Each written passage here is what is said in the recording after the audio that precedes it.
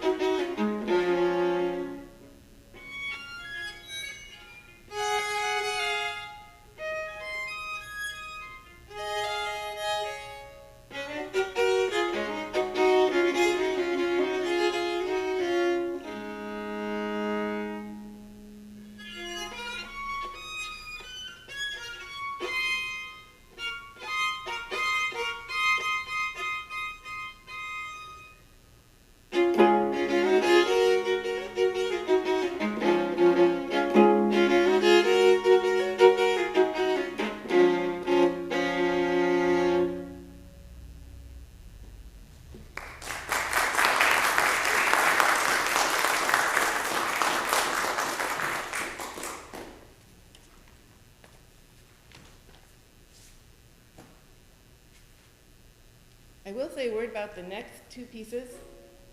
The first one is a prelude written by Casa de Sue, and then the second one, which I will play immediately after with just a brief little pause, is inspired by the first one, but written very recently by another player of the viola da mare.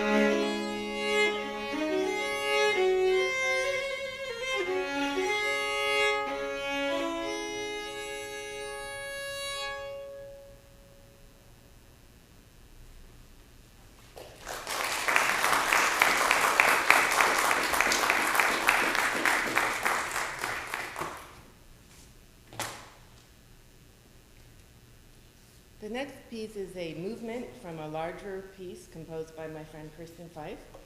And it is from the work is called Charites, which is also a word for the three graces of mythology. And the second movement that I'm going to play is about Aglaia, who is one of those graces. And she was married to Hephaestus, another god, the god of blacksmiths and fire, I think. And this movement is sort of a conversation between Aglaia and her husband Hephaestus. So you can hear the upper voice is more like Aglaia, and the lower voice is Hephaestus answering.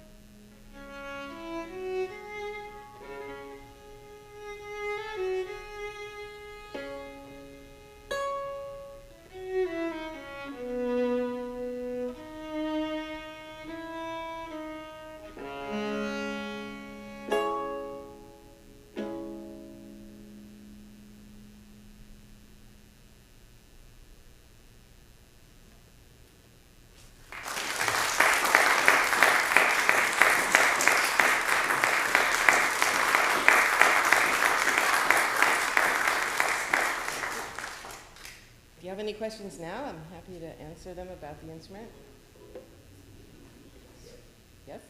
When was the instrument developed? And do you have, since it has twice as many strings, do you have the range of a violin and a viola together?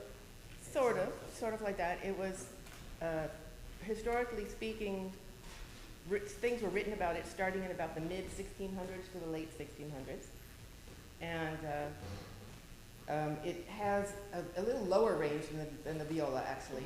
It doesn't quite go up as high as the violin, so it's sort of a mid-range thing. And because there are so many strings, the bridge is flatter, which means it doesn't really project quite as well as the violin family. Like the cello, the viola, the violin, they have a little more tension on their bridge. So it's not a loud instrument, but it has the sympathetic strings that are underneath the regular strings. And these strings are never played directly, but they vibrate when the upper strings are played. So it gives it a little extra resonance. And then the tuning is also very different from the violin and the viola because it has some fifths, like the violin and viola, but also has fourths and thirds. There's a third in the middle. And you might have noticed that I tuned it down. I'm going to tune it back up a sec. Because it depends on the key, if it's major or minor. So, in fact, you can tune the instrument in a variety of ways, but the D major or D minor has become sort of standard. So no matter what you play, you can leave it there. Some of the earlier Baroque works have some instructions about how to tune the strings if it's in like E major or some other key where an open string might be nicer for the resonance, so you could tune it to match that. What was your question? Something on that order. Okay. I was wondering how close the strings are. They're very close, and I occasionally nick. Yeah. Oh, these strings? It's maybe like an inch in between them. Oh, Yeah, it's enough. These strings are quite close together too because there are so many. So I often accidentally hit another string when I don't mean to, and often I'm not sure if I'm putting my finger on the right string either. So it's a very large learning curve. Can you play regular violin pieces on it I and could. still have it, sound more melodic? Yeah, maybe I could. Maybe Lark Ascending. Or Maybe it doesn't quite go high enough for that. Yeah. Some of the range isn't quite high as the violin, and that, for instance, the Lark Ascending does go a little higher. But I could play, something that doesn't go past a certain position in the violin. Maybe Vivaldi actually wrote like 6 concertos for this instrument, and it was fairly popular in the Baroque era and in the classical. There are a number of composers who wrote in the classical period. Stamitz, who was a contemporary of Mozart, was a big fan of this instrument. He played it himself, and he wrote a lot of concertos and sonatas and all sorts of things for it. And as time went on, probably by the Romantic period, people were just writing for it as a curiosity and for a color instrument. So, because it has a sort of unique sound, so even Puccini included it in his opera. The humming song is actually for the viola d'amore, and in the Casa de Sue, and Hindemith actually wrote a couple works for it. And he was also someone who played the instrument. And then in the 20th century, it was used actually in the movies. Bernard Herrmann, the film composer, used this instrument quite a bit in his TV and movie scores. Again, it's sort of a color instrument. And you can see that with all of these strings, it's kind of a pain, so it's not a surprise that the violin family prevailed, and this kind of took a back seat. It's a really fun instrument, it sounds very unique, but it is not very practical, I would say. Any other questions? You can come, yes? Is it almost always a soloist because it doesn't play very loudly? Would it work in a chamber? In fact, most of the repertoire for it is chamber or string orchestra. So it does, there's a lot of chamber music for it, and it does work fairly well for chamber, especially if most of the composers who wrote for it made sure that they cleared the other instruments out when it plays, so like they're playing softer or they're resting while the viola more has its part, so that it can be heard. So yeah, I mean it does make a good solo instrument because of that, and it has all the strings, but it was also written up, there's a lot of chamber music written for it, or like in the case of Vivaldi, it's just a string orchestra accompanying the concertos. Right, so like if they were between a real viola and a It would cello, get covered up. it would just die. It would get covered up completely, yeah. Yes? How old was your instrument when you made it? My instrument is it's by somebody named Helmer, and it's probably around the early 1800s, Oh, that's great. and it was made in probably Czechoslovakia also, that area. And in the classical period, in the late 18th and sort of 19th centuries, Eastern Europe was a big area